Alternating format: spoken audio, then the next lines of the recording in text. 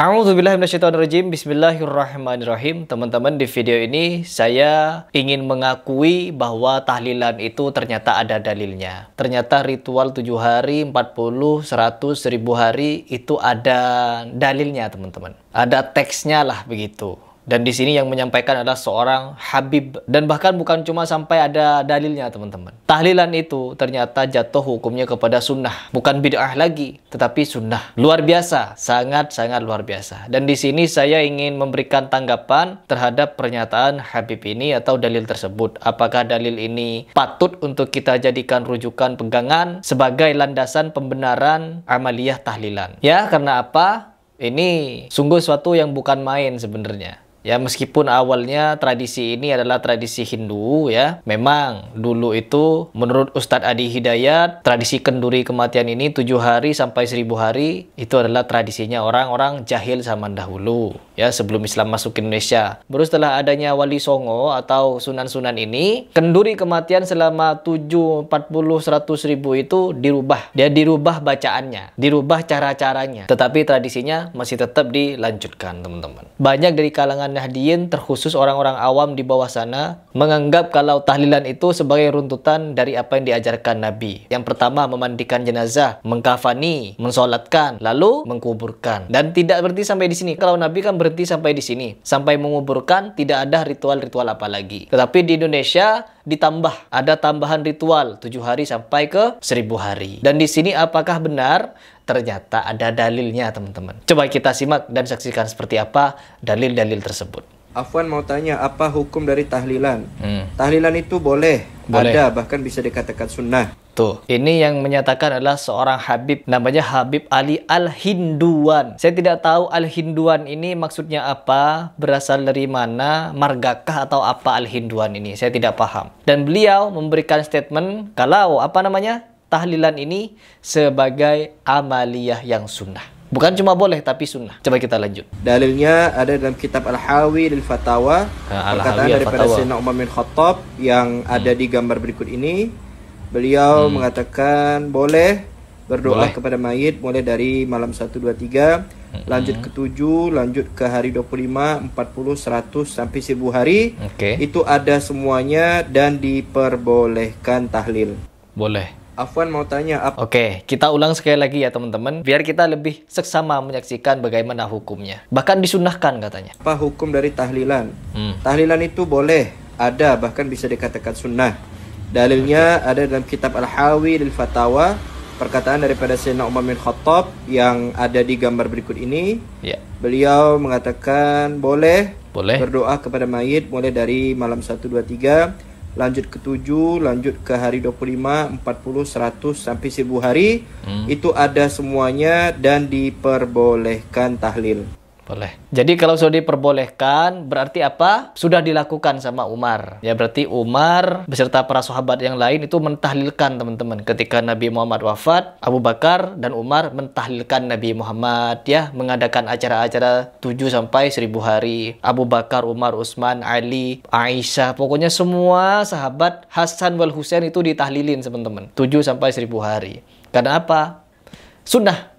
Berarti dilakukan oleh para sahabat juga. Menurut orang ini, Habib ini, nggak tahu ini dapat kitabnya dari mana, terus riwayat dari siapa, nggak tahu, nggak jelas, teman-teman. Tetapi di sini yang jelas dia menghukumi sunnah. Sedangkan untuk menghukumi sunnah ini bukan perkara yang gampang. Oke, sekarang kita simak seperti apa hadisnya, teman-teman. Apakah hadis ini sahih, maudhu, dhaif, atau mungkar? Ya, coba kita simak. Jadi nggak butuh waktu lama ya, teman-teman. Karena orang-orang salafi itu juga banyak yang memiliki kitab, ya, banyak dari mereka yang mengkaji kitab-kitab hadis sahih, maudhu, mungkar dan lain sebagainya. Dan di sini ada bantahannya. Ya, ada bantahannya. Tahlilan 3 sampai 1000 hari. Rasulullah SAW bersabda, doa dan sedekah yang dihadiahkan kepada mayit, berkata Umar radhiyallahu an, sedekah setelah kematian maka pahalanya sampai 3 hari, dan sedekah dalam 3 hari akan kekal pahalanya pahalanya sampai 7 hari, dan sedekah 7 hari akan kekal pahalanya sampai 25 hari, dan dari pahala 25 hari sampai 40 harinya akan kekal hingga 100 hari, dan 100 hari akan sampai kepada 1 tahun, dan 1 tahun sampailah kekalnya pahala itu hingga 1000 hari. Hadis riwayat Ahmad katanya. Hadis riwayat Ahmad ini Al-Hawi lil Fatawi, dan di sini kita melihat ada stempel tidak ada asal. Ya, jadi hadis ini tidak ada asal. Kenapa bisa tidak ada asal? Coba kita simak seperti apa bantahannya. Meninjau hadis sedekah untuk mayit 1 hingga 1000 hari.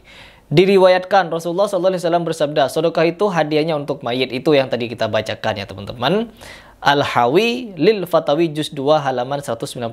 Hadis ini tidak ada asal. Riwayat dengan redaksi seperti ini tidaklah memiliki asal. Bahkan penisbatannya dalam Al-Hawi lil Fatawi juz 2 halaman 198 merupakan kedustaan, sebab riwayat tersebut tidak ada. Tidak ada riwayatnya.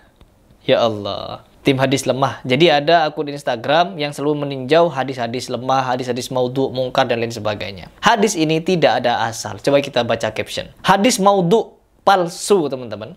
Adapun sabda Rasulullah SAW, doa dan sedekah itu hadiah kepada mayit. Ditemukan riwayat dari Abu Hurairah radhiyallahu anhu, Rasulullah SAW bersabda, kirimlah hadiah untuk orang-orang yang meninggal di antara kalian. Apa yang kami kirimkan wahai Rasulullah? Beliau Rasulullah SAW menjawab, sedekah dan doa. Kitab Hidayatul Ahya ilal Amwat. Status hadis ini dhaif jiddan, ya, lemah. Sangat-sangat lemah sebab keterputusan sanad antara Ibnu Juraij dan Musa Al-Wirdan. Selain itu perawi Ali bin Musa Basri dan Abul Qasim An-Nasaiburi majhul, halaman tidak dikenal, ya, tidak dikenal. Dan Muhammad bin Al-Husain bin Musa Al-Sulmi merupakan perawi yang dinilai dhaif oleh ulama hadis. Allah. Jadi begitu ya. Jadi ada hadis-hadis yang lemah, ada hadis-hadis yang bermasalah yang digunakan untuk membenarkan amaliyah tahlilan. Ya teman-teman, kalau memang diantara hal seperti ini ada perkara goib, kita tuh analoginya gampang. Kan kadang seperti Ustadz Abdul Somad menyatakan, kalau perkara tahlilan itu 7 sampai 1000 hari itu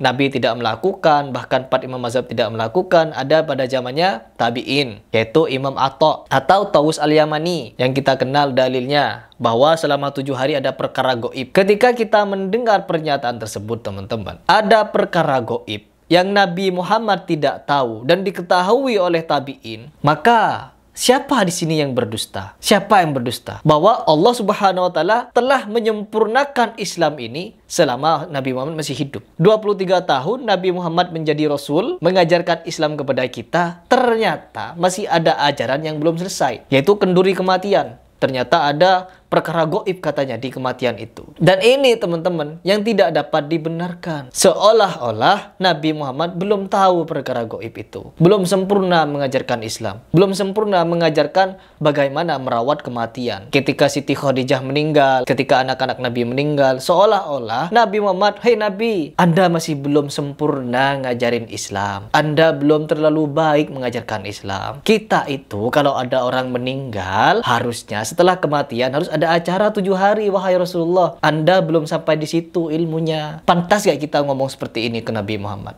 Ya Rasulullah, sesungguhnya setelah ada orang meninggal itu selama 7 hari ada perkara goib loh. Anda gak tahu paling. Apakah pantas kita ngomong seperti ini kepada Rasulullah? Rasulullah SAW tidak pernah mengajarkan kepada kita bahwa selama 7 hari ada perkara ini. Jadi kita harus sedekah ini, harus tahlilan segini, harus baca yasin segini, baca takbir, tahmid, tahlil begini untuk orang yang mati. Ada ibadah-ibadah tertentu, ritual tertentu yang dilakukan setelah ada orang meninggal tersebut. Kita mau mengajari Nabi teman-teman. Bolehkah kita mengajari Nabi, wahai Rasulullah, sesungguhnya setelah orang meninggal itu selama 7 hari, 40, 100 ribu ada perkara-perkara goib dan kita harus begini begitu. Di dalam beragama itu teman-teman, saya bukan ustadz, saya bukan asatid, saya bukan ulama, tetapi saya mencoba untuk mengaktifkan bagaimana kita itu menerima apa yang menjadi kebiasaan di masyarakat kita kalau itu disangkut pautkan kepada syariat. Syariatnya dalam mengkuburi, merawat jenazah itu bagaimana? Rasulullah sudah mengajarkan kalau ada orang meninggal begini syariatnya, dan kita menambah-nambah di sini. Apakah kita layak menambah-nambah? Ya, meskipun awalnya itu adalah tradisi Hindu, bukan saya yang ngomong, Fatwa Tarjih Muhammadiyah yang ngomong, serta mantan pendeta Hindu yang juga ngomong seperti itu.